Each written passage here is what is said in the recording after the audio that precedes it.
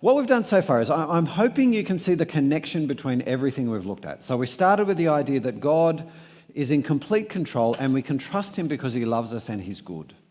And then we saw that God doesn't just guide us invisibly, he also has spoken to us, he's given us his word, and that word reveals him, which is actually the most important thing we can ever know. And then Jesus comes, he's the climax of God's speech, and he brings the climax of God's message, which is the beautiful message of forgiveness, which is the most important thing we can ever know.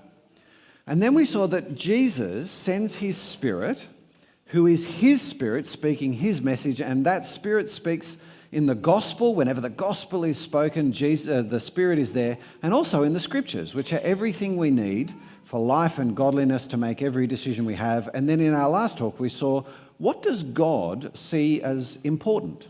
What are God's plans for and purposes for the universe? So if the scriptures show us right and wrong and wise and foolish and important and unimportant, what we looked at in Ephesians was all the things that God thinks are really important and where he's taking the universe.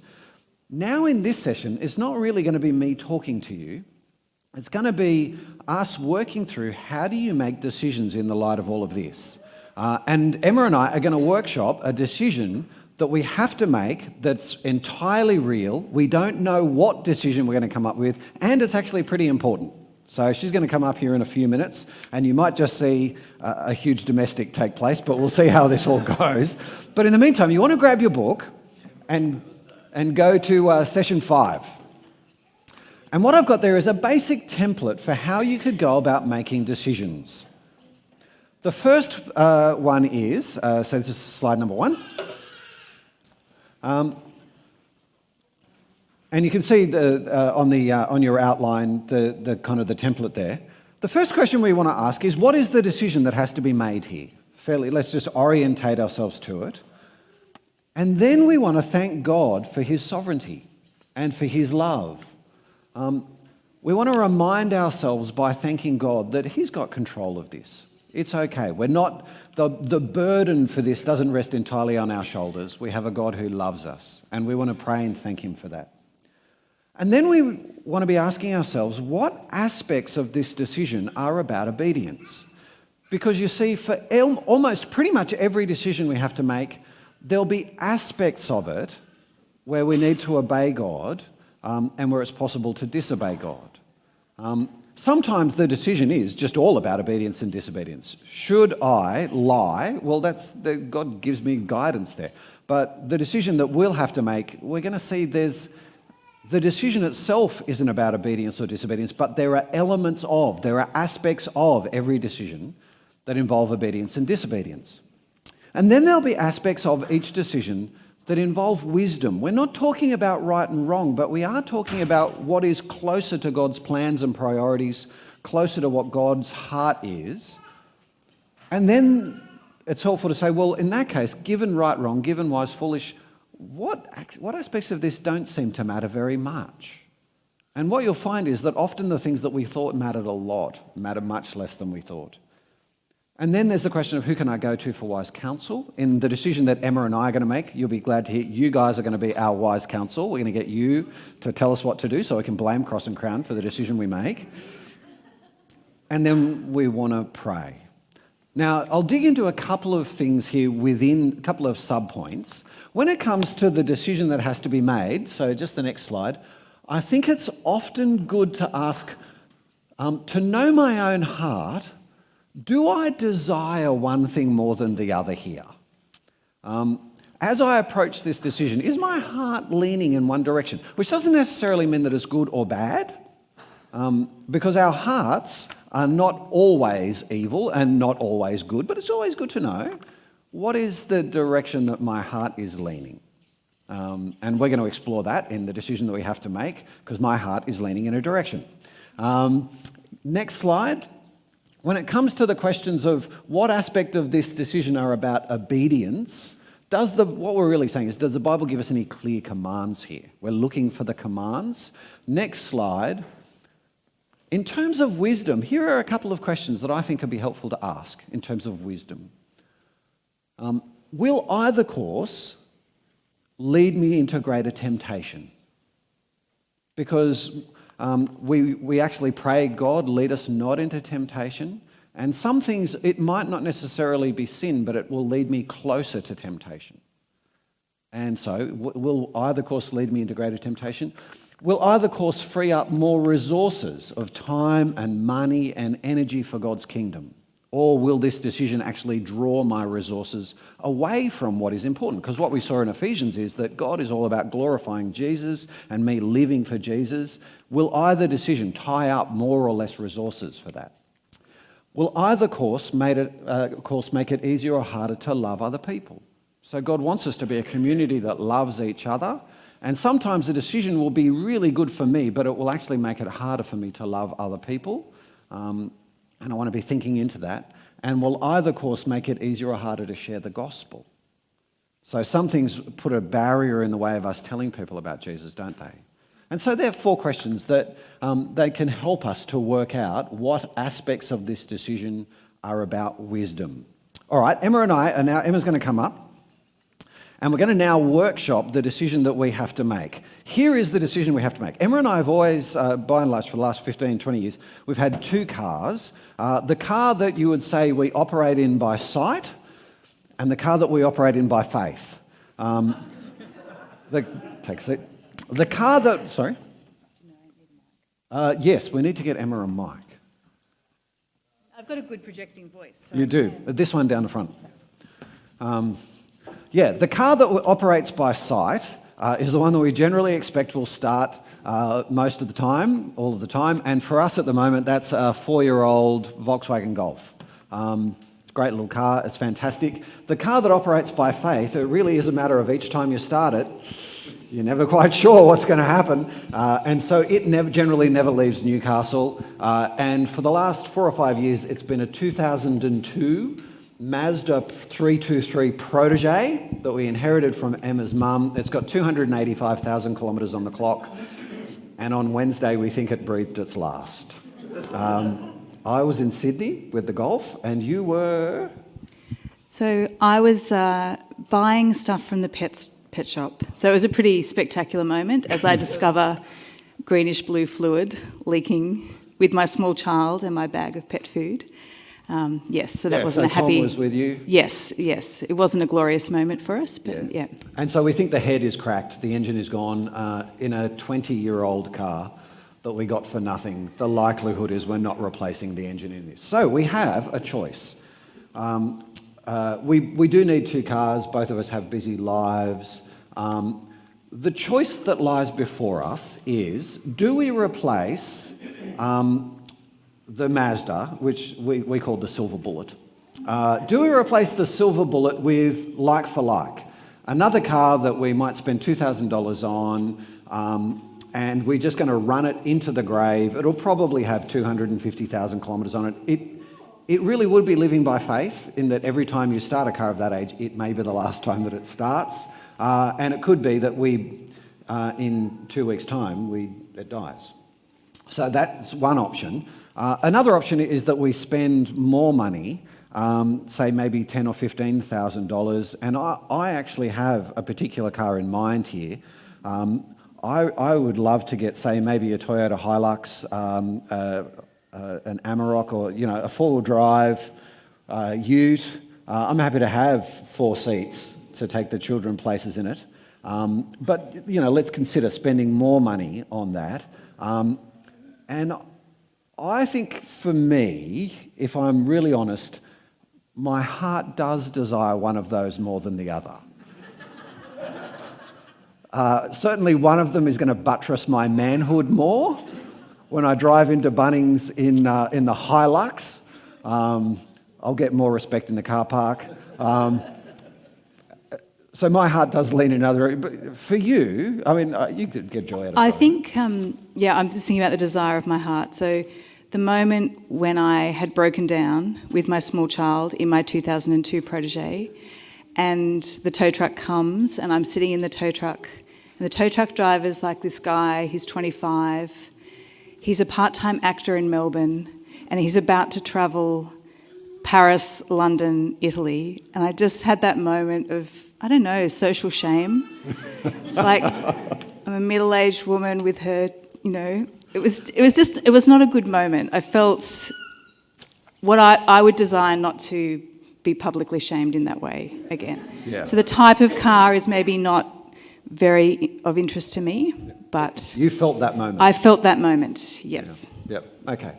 So it's important to know the direction that our hearts are leaning here, isn't it? Because you've all heard that saying, what the heart wants, the mind justifies, and all that sort of stuff.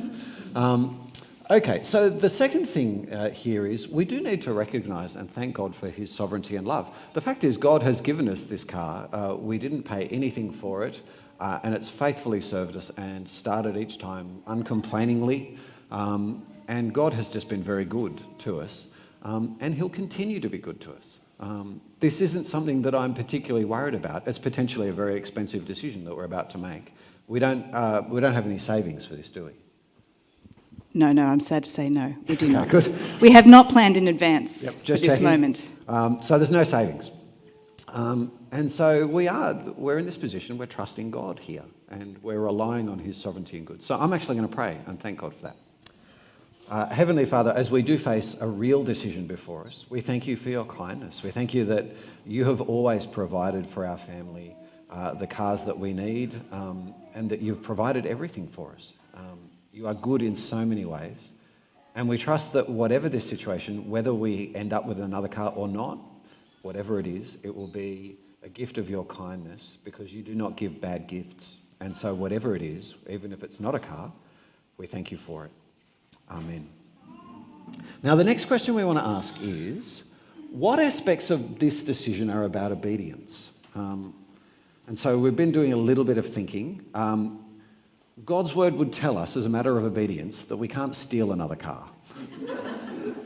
That's an option that's not open to us. We can't steal another car. Can you guys think of other aspects of this decision that are about obedience? What are things that we would do that we might be tempted to do that would be wrong here?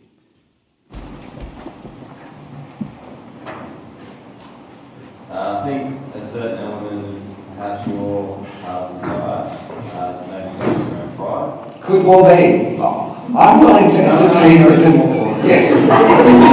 I'm willing to entertain a very small possibility That might be part of it. That pride and materialism is just not what God wants for us. Yeah. Yep. Absolutely. And that's why they advertise to us that way. Yeah. Just the danger of putting all your hope in a false refuge, like if we get this, it will resolve. Yeah. Yes. And again, because that's actually what we're often sold. This will solve our problems, but it won't. Yeah. Look back. Not providing for our family. Man is the head of the wife, and he should provide. And safety issues. Yeah, I think that's really helpful. We want to provide for our families. Generally, we haven't driven the Mazda out of Newcastle because it wouldn't be safe on the freeway. And I have felt the burden of that. And so, even if my temptation was actually to buy the cheapest, nastiest car possible, I may actually be putting my family at risk there. And so I think that is actually something to consider as a matter of obedience. And certainly wisdom. Can you think of other aspects of this where you go, there is a right-wrong path for you to take here? Sorry, I was looking straight over the top of you. There are lessons in the Bible about money and about borrowing over and above what is a good decision for your overall well-being. I can't remember the exact passage, but I just know little sayings to my grandmother, things like neither a lender nor a borrower be. So therefore borrowing a lot of money to buy something that you couldn't afford and therefore put your family at risk in other ways of not having is also guiding. Yeah, in fact, we have to. So The thing of being responsible in terms of if we're going to borrow, we need to make sure we can pay it back. We need to be honest in the way. And you were talking to me about this yesterday. You were saying we have other responsibilities, things that we've committed to, in terms of there's a building campaign that we've committed to giving to at church. Have we got a loan on the golf? Yes, we have. Good. You perhaps shouldn't ask that question In public. Yeah. And we have Yep. have we got a loan on the house? Yeah, we have a loan on the house. And so we shouldn't get another car here in such a way that it means we wouldn't be able to maintain the responsibilities that we've already said we would take. And we'd be very committed not to, for instance. The temptation here would be to say, well, you know, the building campaign, we could extend that, we could give another time. But we have made a commitment here. We've given our word, and Jesus says, let your yes be yes and your no be no. We want to be those kinds of people. So is there a difference there between, maybe there's a principle about giving our word, we don't have obedience is there's no choice about that. Yeah. But there might be other principles, biblical principles about how to handle money, but some of those are yes and no things. So if we've already promised something, we have to deliver on that. Yep. Yep. Yeah, that's right. And so for us to take a loan that we knew we couldn't afford to repay, for instance. Yeah. Yep. Okay, let's talk about the aspects of this decision that may be about wisdom. Can we just go to the next slide? So let's think about this. Will either course lead us into greater temptation? So the Hilux, the Ute, the Mazda 3, the Silver Bullet Part 2, are either of those going to lead us into greater temptation? There's already that thing about pride there. And am I using this? Would this actually be something that would become part of my identity? I want people to think of me in that kind of way. That would be a danger, wouldn't it? Are there other things that would lead us into greater temptation? I think it's interesting you've said that, because I think my version of that, not wanting to be shamed, it also has an element of pride in it. So mine might be a bit more sympathetically put than your version, but I think it has the same heart that I don't want to look... I don't want to look bad. I don't want to be the only mum driving the 2002 Mazda variant to the school gate. Yep. And what am I going to do with that? Yep. So if I choose something new, it has the risk of putting me in that space where I keep choosing not to accept some difficulties for the sake of the gospel. Yeah, I think that's right. Other thoughts about temptation? Would either of them lead us more into temptation? If we had to get a loan, we might be more financially tight, and that might lead us to want to cut corners or be a bit miserly in other ways. So being in financial stress seems to generate a bit of panic. So I don't know if that would happen. Yeah, the temptation... Well, maybe I'm the only person that financial stress does that too. Well, because often that's how my heart works. We haven't got enough money for this. Therefore, me being a little bit creative on the way I talk about taxes or us giving less is justified. Yep. Because God has put us into this difficult situation, and so therefore, since he hasn't got us out of it, he doesn't deserve my obedience as much. I can imagine my heart working in those ways. I think whenever I own something that is a little bit nicer, there is the temptation to look down on someone who doesn't have something as nice. And that's a fairly ugly part of my heart. But I can imagine that temptation. I never look down on other people, ever. Completely never. Pure, no judgment, ever. Yep. Would either course free up more resources? So certainly, one of the logic that I've used is I could use this car to help people move house. So that's a real resource that has been there for the kingdom. That I want to put that on the board here and now. Could I just say you would also have to spend your weekends helping people move? That's right. I didn't say I'd actually deliver on it. So if you were willing to allocate 2 weekends a month to helping people who are half-packed move their houses. Yeah, we've been there. There's a hand, Greg. For me, who's like techno plus, to get an old car, I would be anxious about it. It's not that I'm not justified, but that anxiety would then affect my ability to make good decisions, perhaps in face of other temptations. That would not be good for me. Yeah, and I think we've actually felt this. So what Greg was saying is the anxiety of a car that you don't know is going to start. We when we had 2 cars that were living by faith, so for a while there, the combined mileage in our 2 cars was approaching 600,000 kilometres. They were both nearly at 300,000. And fairly regularly, we would be broken down at school. And there was a real anxiety of, when we pick up the kids, are we going to be calling the NRMA to do this? And there was a lot of anxiety around those times, wasn't there? Yeah. Obviously, if we were to spend more money on this, it would take up resources for the kingdom in terms of finance. Would either of them free up time or energy? It feels a little bit like not as much. In terms of being easier and harder to love people, one of our principles is we chose our house because it's a very ordinary looking house, and the furniture in it is very ordinary looking. We want people to walk in and feel like they don't have to behave in a particular kind of way, and we never want anything that we own to make someone feel less, because often advertising, that's what it does to our heart. This puts you in this category, which is above other people. And I think, for me, that's a sensitivity that I have about loving other people. I wouldn't want someone to look at the car that I drive and make them feel less.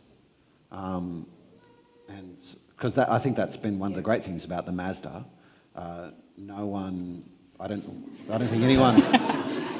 That's a definite line of, yeah. Yeah. There was not a straight panel on that car. Yeah. Everything is dense, you can't open the boot anymore. So whatever's in the boot is going to the wreckers. And so the great thing about that car is it would never have made anyone else feel worse. I feel like this is something that I want to keep loving people, and I don't want to buy something that would make someone feel less. Are there... Maybe something else, which is I often think about, is if we purchase something, is that setting a standard? I know this sounds a bit, but maybe being in ministry, if I choose something, am I saying to people, this is the standard that's okay?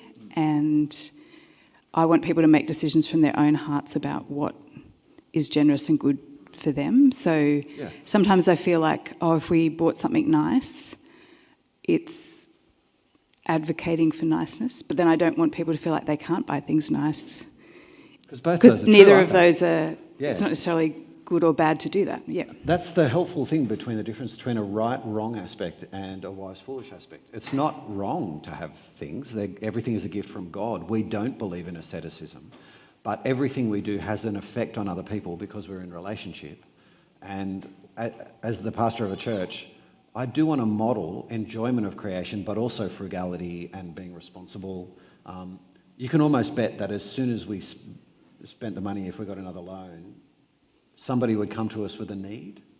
And I could imagine really feeling sad that we couldn't help that. Because money can only be spent once. And so I can imagine feeling that. Would either course make it easier for us to share the gospel? I mean, I could build a four-wheel driving ministry at Stockton Beach. Are you buying that? No. Okay. I was just thinking of alternate arguments, like if you're helping people move, that's a long time in the car with them. There's sort of sitting ducks for maybe a conversation about the gospel. Yeah. And so, again, I can imagine if we were to go with something very expensive, it could communicate. Churches, pastors, Christians are only in it for money, and I wouldn't want to communicate that. But yeah, I don't know. It's maybe another one is youth group. So yes. So our choice to have 2 cars means we can't take a lot of kids to youth group. So sometimes I've got friends who they've purchased cars with a lot of seats, with specifically the idea of being able to take people to youth group. Yeah. So in choosing to replace the Mazda, I mean, obviously if you've got a 4-cab ute, we could just put some kids in the back, is that... Is that legal? It's I don't Newcastle. know. Is that legal? It's Newcastle, everything's No. legal. It was good enough for us when we were kids. Yeah. Yeah. Yeah, so we'd be locking ourselves into that again, where we can't actually transport people around that much. Yep. Okay. Yeah. Aspects of the decision that are less important? The colour.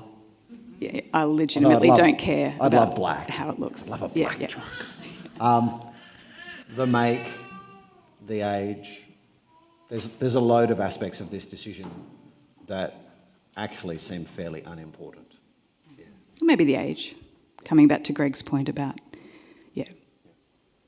Now, you guys are our wise counsel. What have we missed? And this is probably one of our maybe our weakest areas in how we run our lives. So it's actually really useful. Yeah, that's true. This is genuine wise counsel for us. When we did marriage prep, all of the things that we had discussed, relationships, Family's background. When it came to money, I think we had not ever discussed anything at all, and so we're kind of babes in arms here. Yeah. Other people, ideally, if you could stick it in one of the categories, that would be helpful. In terms of resources, for you, you're both workers, God's workers. You're doing ministry, pastoral work. You're working for others and helping others, and you need to be able to reliably do that. And if you can't reliably do that, it's not a matter of having something that's better than other people expect. It's a matter of you being able to reliably do it and do it effectively. Not necessarily having something that others look at and something that you think is immodest. But you also need to travel safely, and you also have responsibility to other road users as well. Yeah. And if your vehicle is not able to make it to the freeway, or breaks down in the middle of the road, or the steering breaks and you veer off into traffic, then you have that responsibility as well. So, God's happy for you to have something nice, and particularly when you are working as you are, both of you, for other people and the safety of your family as well, then I think you're providing a resource for God's kingdom. Yeah, I think that's all very helpful. There was a good right-wrong thing there. I think we do have a moral duty to be safe to other people. So that's a really helpful right-wrong thing. And then there's the wisdom thing of being able to do the work that we want to do and turn up when we say we're going to turn up and those things. Lots of helpful wisdom advice in there. Others? Just thinking, a better car is more economic in the long run. You're not spending hundreds of dollars a year trying to keep the thing going. Yes, we've definitely, if you didn't hear it, a better car, a new car, sometimes, often, there's an economic advantage. Because you don't have to repair it. The last car we had, every year we had to spend about $700 because the next thing broke. And so there was a real limit there. Yeah. You're both married, both Christians, you're both under the identity of Christ. You're discussing this together, and undoubtedly you're praying about it. Then my thoughts are that once you've done those steps, you've prayed about it, go in the direction, because I'm sure the Lord will slam the door in your face as the wrong direction to go. Yep, so isn't that lovely, that sense that God is sovereign. We can trust him in this. Yeah. We come back to what you were saying about not wanting a car that makes somebody else feel less. I think that if you are buying, unless you're actually going to buy a Porsche or a Ferrari or a Mercedes, most of us, I think, cars are a utility. They are something that we use to make our lives easier. And I don't think that most other cars would do that for most people. I don't think anybody could feel less if you are buying a car that is helping you, making your life easier. Yeah.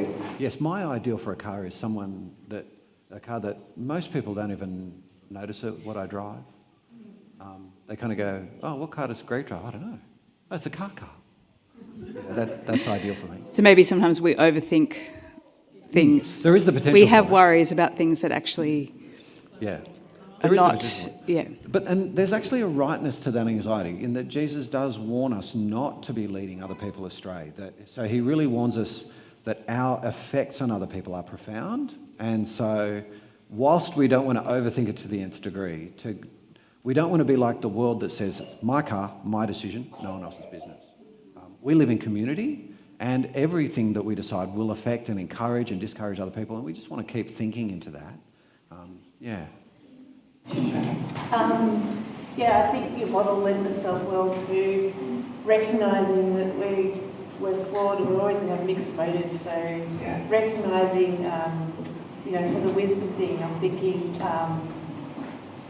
that recognising that you will have some heart issues in whatever decision you make, so confessing those to God, but recognising it still might be the right choice to get the you, but confessing the areas where you know you need to be careful, that kind of thing.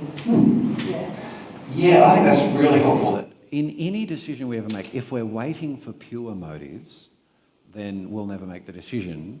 But acknowledging the mixed nature of our motives, confessing them, working around them, and that's where other people are so helpful, isn't it? We talk this through together.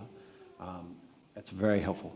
Al? 5 minutes. Oh, I thought we were going to talk about the truck. Okay, we'll stop there because I want you guys to have an experience of it. Very helpful. There is a truck in the Gold Coast that we're looking to pick up. No, there's not. I did want to find one, but we just haven't had reception. And I was like, oh, if only I could find, would put it up on the screen. Can you guys thank Emma? Yes. What I would like you to do is to have a crack in just the brief amount of time that we have left at this. It might be that you have a very significant decision coming up and you would really like to step off to the side. Perhaps if it's a decision personally for you, feel free to do it by yourself. If it's a family decision, feel free to actually jump in as a family. What I wanted to do here was give you a real live one. We haven't decided yet, and a pretty important one, and it might be that you've got quite important decisions, or it might be that you haven't, in which case feel free to jump into a group of people and pick one within it. So you know what I mean? If there's a real decision, jump to it. We'll give you, how long can I give people, Al? 5 minutes. 5 minutes to make the most important decision of your life. Jump in and then we'll come back in 5 minutes.